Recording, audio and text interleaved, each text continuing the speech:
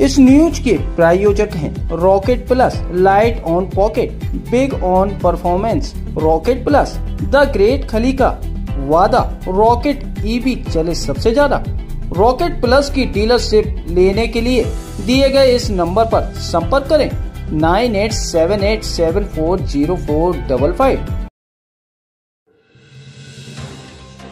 14 अप्रैल 1944 को मुंबई बंदरगाह पर एक भयानक और दर्दनाक हादसा हुआ था। मुंबई बंदरगाह पर SS फोर्ट स्टीकेन नामक मालवाहक जहाज में रुईली गांठे, विस्फोटक सामग्री एवं युद्ध उपकरण भरे होने के कारण उसमें अकस्मात भयानक आग लग गई थी।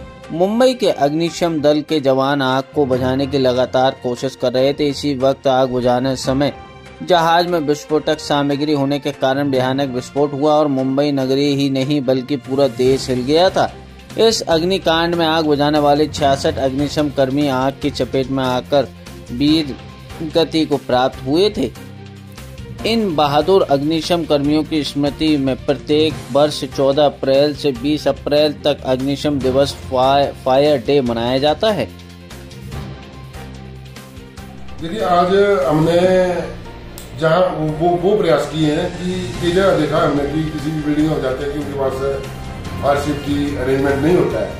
तो जहाँ नहीं भी है, हम कोशिश कर रहे हैं कि उनको भी इस तरह से अवेयर कर दिया जाए कि वो इनिशियल स्टेज पर अपनी आग को बिना उपकरणों के भी बुझा सके।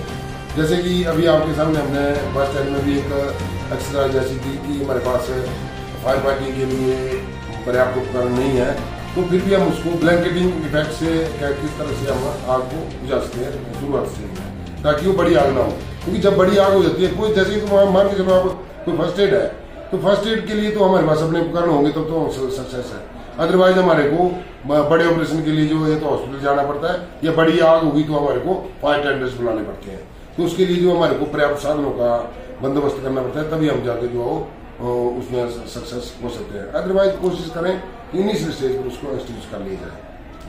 देखो, कोई भी आग है वो अपने आप नहीं लगती ऐसे, वो लापरवाही का कारण है कहीं ना कहीं, चाहे वो हाउस फायर हो चाहे वो फॉरेस्ट फायर हो, वो कहीं ना कहीं लापरवाही है। अब आप देख रहे हैं, अब गर्मी के सीजन में जंगलों में आग लगना शुरू हो जाएगी। पीछे भी काफी केसेज आए, तो 2 दिन बारिश हुई तो थोड़ा ठंडा रहा। अदरवाइज क्या लोग थोड़ी सी लालच के लिए कि घास नहीं आ जाएगी, तो उसके लिए वो घास आग लगा देते हैं।